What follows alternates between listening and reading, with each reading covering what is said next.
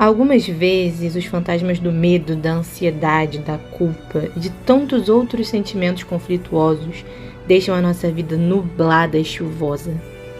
Para trazer a harmonia, a luz, o florescimento da jornada de volta, nós precisamos trabalhar esses sentimentos, sabe? Enfrentar nossos fantasmas, conversar com eles e resolvê-los. Vamos juntos?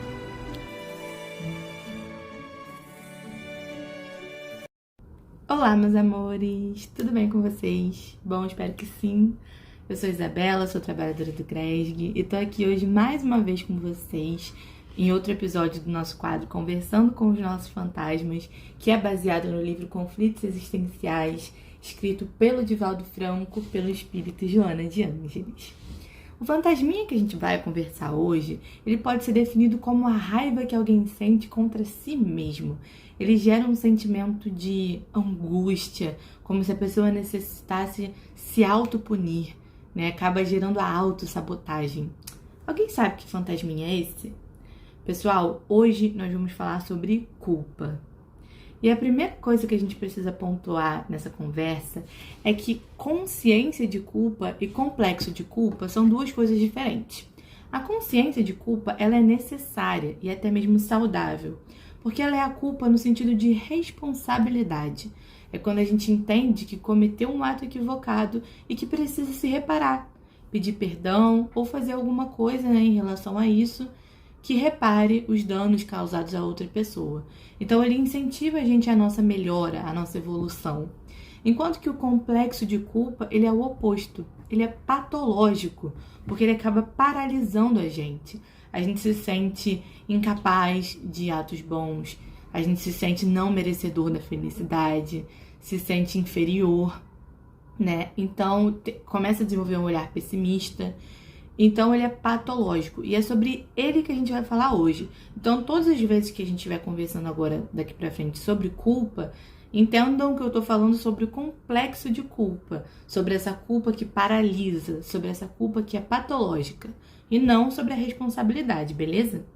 Esse processo, né, desse complexo, ele muitas vezes é inconsciente, a gente vai entender isso com mais calma, o que significa que você pode sentir as consequências, né, esses sentimentos que eu acabei de falar, sem nem saber o porquê, sem nem saber de onde que vem essa culpa, ou às vezes sem nem saber que isso é culpa. Então é por isso que esse tema é super importante da gente conversar, da gente se observar, para ver se esse fantasminha tá aqui dentro da gente e chamar ele para conversa. Então vamos lá. A primeira coisa que a Joana de Ângeles fala nesse capítulo é que a culpa ela pode ter duas causas, duas psicogêneses. Ou o mal feito a alguma pessoa, né, alguma coisa de errado que você fez com alguém, que pode ter sido nessa ou em outra vida, ou ela pode ter uma origem na infância, na forma como a gente foi criado. E eu vou começar falando dessa questão da infância. O que acontece é que muitas vezes os pais, os educadores, educam, né, os seus filhos de forma a sempre ter que concordar. O filho sempre tem que concordar com os pais. Sendo que muitas vezes os parâmetros de conduta, de como a pessoa deve ser, deve parecer, deve agradar, ela carrega as próprias inseguranças dos pais muitas vezes, né? E aí não leva em consideração o quê? A liberdade de pensamento, a visão da criança mesmo sobre a vida que está ali em desenvolvimento. A gente pode acabar transmitindo as nossas próprias inseguranças para as crianças. Então, por exemplo, quando eu falo para uma criança que se ele é menino, ele não pode fazer balé, e porque isso não é coisa que menino faça. Uma coisa assim, será que isso é verdade? O balé é tão inofensivo, se a criança gosta, por que eu tô dizendo que ela não pode? Eu tô levando em consideração a minha visão sobre a vida e não aquilo que fará bem pro meu filho, por exemplo, que ele se sentirá bem fazendo. Ou quando eu digo, então, para uma criança, que acontece muitas vezes, que o corpo dela não tá do jeito ideal, que ela tá muito gordinha e que assim ninguém vai gostar de como é que ela parece. Será que isso é verdade? Ou será que eu tô impondo uma visão minha à criança? E quais são as consequências disso na vida dela? E quando ela não quer ir a algum evento, mas eu obrigo a ir, dizendo que ela precisa, sim, estar sempre presente em todas as coisas, estar sempre falando com todas as pessoas, senão ela vai acabar sozinha. São imposições, às vezes, que a gente põe Obviamente, né, muitas vezes a gente não quer, a gente quer o melhor para a criança, a gente quer o melhor para o nosso filho, quer o melhor para o nosso irmão, enfim, para a pessoa ali que a gente está educando. Só que muitas vezes a gente acaba fazendo com que essa criança se sinta culpada por ter a própria visão dela de mundo, por ter o próprio pensamento. Ela acaba ocultando a realidade dela, o que ela sente, o que ela pensa, para não ser punida. Então, para poupar-se de problemas, para poupar-se de brigas, de castigos, a criança perde a capacidade de dizer não, de ser coerente com o que pensa, com o que ela sente, com o que ela deseja, com o que ela quer. E aí acaba que essa criança vai crescendo com uma dubiedade de conduta. A conduta que ela sempre quer ter e parecer para agradar os outros não é a mesma conduta que agrada a ela mesma. E aí isso vai desencadeando processos sutis de culpa, sabe? A pessoa cresce achando que o amor é condicional. Então, que se eu não parecer de certa forma, ou se eu não fizer tal coisa para agradar as pessoas, eu não vou ser suficiente, eu não vou ser amado. E aí, né, qual é a contramão disso? A gente precisa incentivar, na verdade, na criança. É óbvio que existem coisas que são erradas, né? E o que é errado realmente. Isso aí a gente tem que passar, tem que educar. Mas em relação a essas coisas que a gente impõe, a gente tem que estar sempre se perguntando se eu estou impondo aquilo realmente porque é o certo ou porque parte de mim, de uma concepção minha, de uma insegurança minha que eu estou passando para essa criança. E incentivar, então, a coragem, né, de ser honesto, de se colocar, de dizer o que sente e pensa de uma forma educada, né? Isso, essa coisa de valorizar os seus próprios sentimentos, as suas próprias vontades, precisa ser colocada na educação. Isso precisa ser incentivado desde a infância. Então, vou voltar a falar mais sobre isso depois, porque a gente vai passar também pelas consequências e pela forma de lidar com a culpa. Eu vou voltar a falar sobre essa questão da criação, mas é basicamente isso. E também a culpa pode vir do mal feito a alguém.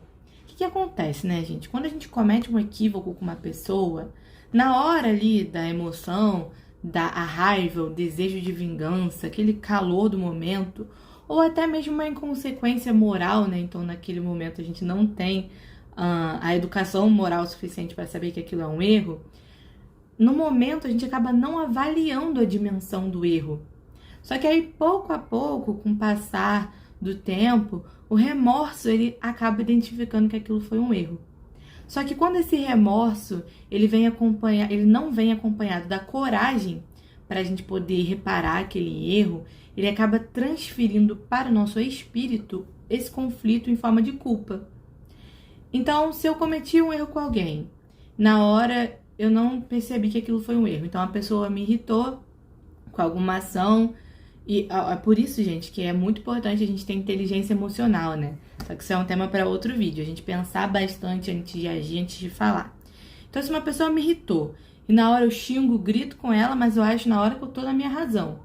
E aí depois vai passando e aí vem o remorso. Poxa, eu paro pra pensar direitinho, eu magoei aquela pessoa. Eu fui muito grossa, eu falei, xinguei, não precisava daquilo. Só que esse remorso, ele acaba não vindo acompanhado da coragem para me reparar. Chegar para a pessoa e falar, perdão, me perdoa, eu errei, não posso voltar atrás, mas eu tenho consciência de que o que eu fiz não foi certo. O que eu posso fazer para a gente ficar bem? Me perdoa? Então, quando não vem acompanhado dessa coragem da gente reparar, esse conflito, essa sensação de que eu errei com a pessoa, ele vai sendo gravado na nossa consciência e no nosso espírito em forma de culpa. E aí, facilmente, essa culpa que foi guardada aqui em nós, ela pode ressurgir, né, diante de qualquer ocorrência na nossa vida que faça essa lembrança inconsciente ou consciente vir à tona. Então, ela causa uma forte impressão emocional na gente, que acaba ressurgindo nos nossos sonhos, nas nossas atitudes, no nosso dia a dia, em vários conflitos mesmo psicológicos. Então, a ação que a gente cometeu nessa vida e não conseguiu ter a coragem de se redimir, ela fica tanto tendo consequências nessa vida atual, quanto pode ter consequências nas próximas. Então, muitas vezes agora, você se sente muito inseguro, desmotivado, sempre achando que você não é suficiente, que você não é merecedor das coisas boas da vida. E você não sabe por quê. Por que você tem esse sentimento? E de repente ele é resultado de uma ação que você cometeu numa outra vida e que você não conseguiu reparar, que ficou guardado no seu perispírito. E aí isso acaba provocando várias consequências que a gente nem imagina que estão ligadas à culpa.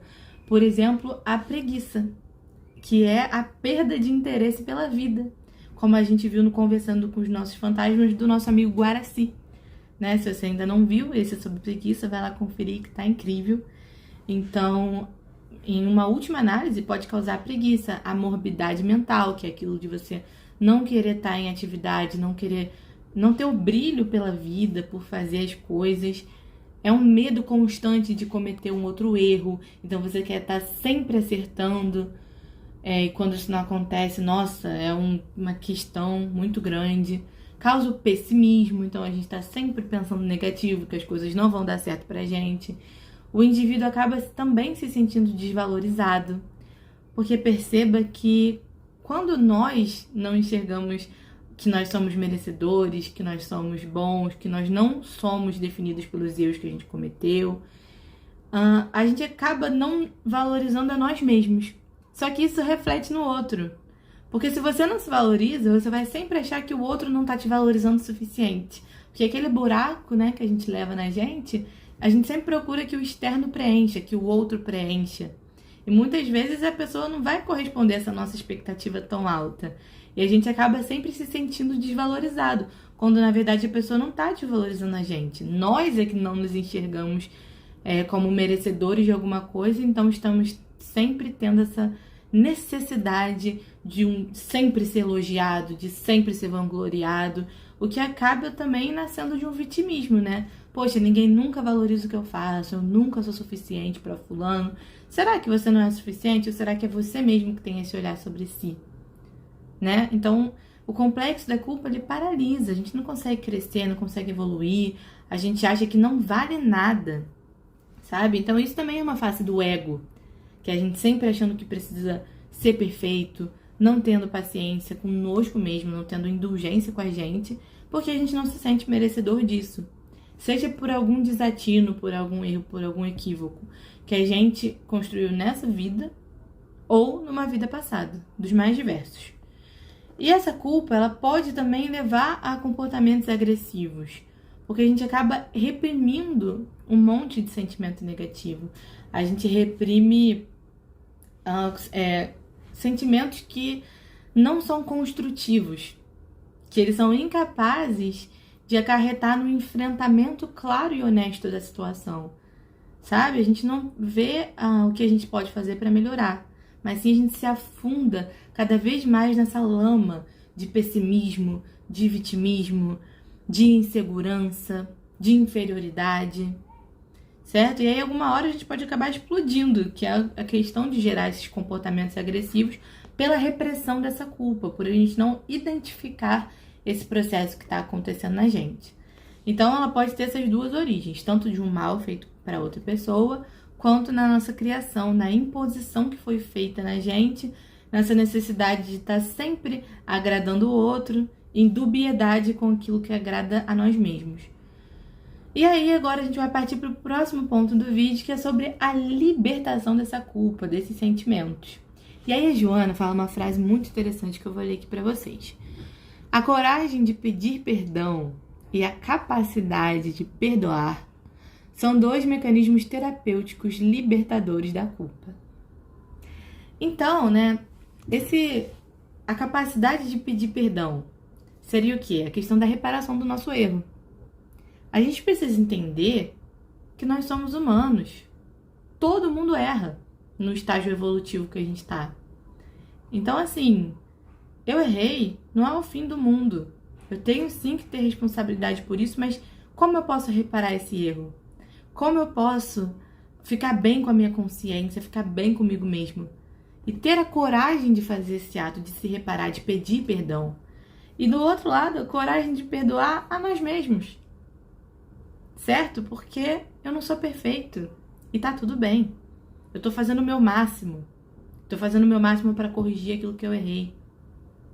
Jesus Deus, a espiritualidade, o universo, vai me reconhecer pelo que eu sou hoje. Pelo que agora eu tô tentando fazer para reparar os meus erros do passado. Porque aquela frase do Chico Xavier que sempre vem para mim, gente, nos diversos momentos, que a gente não pode voltar atrás e fazer um novo começo, mas que a partir de agora a gente pode mudar as nossas ações, a gente pode mudar as nossas atitudes para fazer um novo final, né? Então o que vale é o agora, é o que a gente está fazendo para reparar aquilo que a gente já fez. Então são essas duas questões, a capacidade de pedir perdão, que aqui no caso é o ato gente, me fugiu a palavra agora. É o ato de... 3 dias depois... corrigir os nossos erros, digamos assim. E a capacidade de se perdoar, que é a indulgência, que é o auto-amor, que é a capacidade que a gente tem de olhar para si mesmo com a compaixão que a gente olha para o outro, com a compaixão que Jesus tem com a gente também, que é de nos enxergar sempre pela nossa essência, pela nossa potencialidade de ser melhor. Então, é isso que a gente tem que exercitar na gente, porque esse complexo de culpa, ele drena a nossa energia. Essa energia que está sendo drenada com esse monte de pensamento e energia que a gente se coloca quando a gente se sente inferior, quando a gente se sente incapaz, toda essa energia que está sendo gasta com esses pensamentos, ela podia estar sendo gasta com um reajuste com a nossa consciência. Ela podia estar sendo gasta com alguma forma de reparação, de ajudar aquele que a gente ofendeu, que a gente prejudicou, né, ensejando a recomposição daquilo que foi danificado. Então, será que a gente não está drenando a nossa energia mental com todos esses sentimentos quando a gente podia estar agindo? E aqui também tem uma coisa muito importante que eu gostaria de pontuar, né? Que aí muitas vezes as pessoas falam, mas Bela, eu pedi desculpa, mas a pessoa não quer me desculpar. E aí eu fico cada vez mais me afundando na culpa. Isso é quando a culpa é consciente, tá? A gente tá falando dos erros que a gente causou nessa vida, mas eu ainda vou falar das vidas passadas e da questão da infância. Mas esses erros que a gente causou nessa vida, muitas vezes a gente pede desculpa e a pessoa não quer desculpar a gente. Eu passei por isso uma vez, né? Eu errei com uma pessoa, pedi desculpa várias vezes e a pessoa não queria me desculpar. E eu me afundava nessa culpa achando que o meu pedido de desculpa, a minha mudança, eu estar tentando ser melhor não era suficiente, porque a pessoa nunca ia me desculpar. E aí um verdadeiro amigo, assim, falou pra mim, contou pra mim uma história de Gandhi. Que uma vez um homem xingou o Gandhi, chegou até a cuspir nele numa discussão, e quando ele voltou pra casa, ele sentiu remorso e no dia seguinte ele foi se desculpar. Então ele pediu perdão. Falou assim, me perdoa pelo que eu fiz, foi errado, não precisava disso. E o Gandhi falou, você não precisa me pedir desculpa, porque a partir do momento que você veio aqui, você já é outro homem. Você não é mais o homem que você era quando você fez aquilo. Então é isso, né? Ele enxergou a mudança na pessoa. E a nossa mudança, a nossa tentativa de reparação que importa. Mas muitas vezes o nosso outro, ele não é um Gandhi. Ele é uma pessoa que nutre mágoa, que nutre ressentimento, que é completamente normal, né, no estágio que a gente tá. Então a gente tem que entender que a pessoa tem o tempo dela, mas nós não precisamos carregar esse peso. Então se você se desculpou, se você tá colocando suas energias em procurar fazer diferente daqui pra frente, é isso que importa. Então se você não escutou isso de alguém antes, escuta de mim agora. Se você tá fazendo o seu máximo pra melhorar, se você já pediu perdão, você não precisa mais carregar esse peso. É daqui pra frente. E além disso, né, a gente também tem que falar dos outros tipos de culpa. Se for uma culpa que ela remanesce no nosso inconsciente, ou seja, você sente esses sentimentos de inferioridade, que você tá sempre sentindo que precisa agradar ao máximo ao outro, mas que você não sabe bem porquê, essa culpa é um processo do seu inconsciente. Eu vou até deixar aqui a imagem do iceberg, né, que as nossas... Eu tô muito blogueira hoje, né, colocando imagens. Mas enfim, que a nossa parte mais inconsciente, a nossa parte das outras vidas mais profundas, não é de fácil acesso. Ela tá aqui na parte de baixo do mar, digamos assim. É uma coisa muito profunda. Então, muitas vezes a gente não vai conseguir descobrir a causa. Então, o que que eu faço? Eu mudo de atitude em relação à vida e aos meus relacionamentos. Certo? Então, eu me esforço para fazer um trabalho edificante, de caridade, de estar sempre olhando para mim mesma, trabalhar essa indulgência, trabalhar com o autoquestionamento. Então, toda vez que eu me senti inferior, eu pergunto, poxa, mas eu tô me esforçando tanto para fazer o bem. Nesse dia eu fiz tal coisa, foi tão legal. Poxa, eu mereço isso sim, esse pensamento ele não é verdadeiro.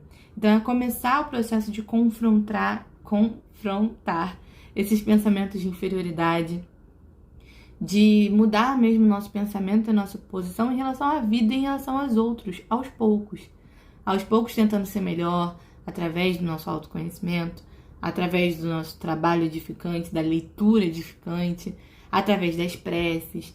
Então é pedir, oh meu Deus, eu não sei porque eu me sinto assim, mas eu peço que você me ajude, que a espiritualidade amiga possa me auxiliar, para que no trabalho do bem eu encontre reconciliação comigo mesmo, para que eu possa consertar aquilo que eu fiz de errado em outra vida agora. E que todos os irmãos desencarnados a quem eu possa ter feito mal, eu peço perdão. Eu ansejo me libertar desse passado, construindo coisas novas a partir de agora. E para esses processos inconscientes também tem um mantra muito legal, que é o Ho Oponopono, que tá aqui no site do Gresg, enfim, acho que a gente tá no YouTube, na verdade, né? Mas vai lá no site www.gresg.org, na parte da Jornada pela Vida, se você clicar lá, você vai ver que tem a coluna do Ho Oponopono, que muitas vezes libera esses traumas inconscientes, então vale a pena vocês conferirem lá também. E além disso, né, também tem a questão da infância, da questão da criação. Gente, os nossos pais, muitas vezes, né, como eles são humanos, eles querem melhor pra gente, mas acabam não conseguindo fazer isso da melhor forma. A infância, ela tem um papel muito importante na nossa formação enquanto indivíduo. Mas uma vez que a gente cresce, a gente passa a ter capacidade de se libertar dessa herança perturbadora, de conquistar nosso equilíbrio, nossa autossegurança, nossa paz. Porque a gente já é adulto, né? Então, assim, a gente pode correr atrás da nossa leitura edificante, da terapia, né? Psicólogo é muito importante. De olhar para dentro da gente, entender esses padrões e buscar mecanismos conscientes para mudar esses padrões que foram criados na gente enquanto crianças. Então, não é um fardo que a gente precisa carregar para sempre com a gente. Essa herança da nossa criação, essa herança que veio dos nossos pais, da forma como eles criaram a gente. Nós temos o poder e a capacidade de mudar, de fazer diferente. E para isso existem diversos mecanismos. Vou indicar mais uma vez uma questão aqui do Gresg, que a gente tem um curso chamado Reforma Íntima. Tá numa playlist aqui mesmo no nosso canal do YouTube. Então, assim, que mostra como que a gente pode ter esse autoconhecimento para ter a capacidade, a autonomia, a vontade, principalmente, de mudar esses padrões. Então, você não precisa conviver com isso que foi feito com você lá atrás. Hoje você é outro. Vamos pensar daqui para frente. E aí eu gostaria de ler para vocês agora o finalzinho desse capítulo, que ela falou uma coisa muito interessante. Vou ler aqui para vocês. Passou tanto tempo que o velho narrador cansou de esperar e tiveram de chamar um novo. Vamos lá. A saúde mental e comportamental impõe a liberação da culpa, utilizando-se do contributo valioso discernimento, que avalia a qualidade das ações e permite as reparações, quando essas ações são equivocadas, ou o prosseguimento delas, quando são acertadas. Então, né, a nossa saúde mental e comportamental, que é como a gente pensa sobre nós mesmos, a energia que a gente está cultivando, para que a gente possa ser saudável, a gente precisa liberar essa culpa, esse ressentimento, esse olhar tão duro com a gente. Só que aí, para que isso aconteça, a gente tem que fazer o uso do discernimento, que é a capacidade racional que a gente tem de analisar as nossas ações, sabendo que todo mundo erra, e pensar, bem, eu cometi esse erro. É o fim do mundo? Não é o fim do mundo. Todo mundo erra. Eu tenho mecanismos para consertar? Eu tenho mecanismos para me reparar? Sempre vou ter. Mesmo que a pessoa, por vezes, não aceite, mas eu sempre posso pedir o perdão. Eu sempre posso perguntar o que eu posso fazer para me reparar. ou se for em caso de outras vidas, ou na heranças da nossa infância, eu sempre posso mudar o meu olhar em relação à vida através da terapia, através da reforma íntima, através do autoconhecimento. Então, esse discernimento de racionalizar as nossas ações, de entender que não é o fim do mundo, que de nada adianta ficar nutrindo esses pensamentos, quando essa energia podia estar sendo direcionada para a nossa reparação, com a nossa consciência, é muito necessário, certo? Então, gente, foi isso. Eu queria dizer para vocês que nós somos todos filhos de Deus. Não importa o que a gente já fez, não vai mudar isso.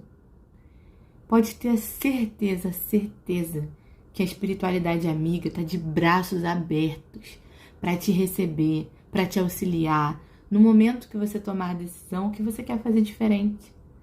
Sabe? Eles não julgam a gente eternamente pelos nossos erros. Nós não somos os nossos erros. Nós somos muito mais do que isso. Nós somos centelhas divinas que têm tantas, mas tantas possibilidades de fazer o bem e de contribuir com o universo. E, gente, tá na hora, sabe? Tá na hora da gente começar a trabalhar na seara do bem. Tá na hora da gente desenvolver a compaixão com a gente, com o outro. Então vamos juntos, que a gente vai chegar lá. Qualquer coisa, nós estamos aqui à disposição. Nós do GRESG somos uma grande família, estamos aqui para abraçar todos vocês. Então qualquer coisa, fiquem à vontade para comentar. Um grande beijo e até a próxima.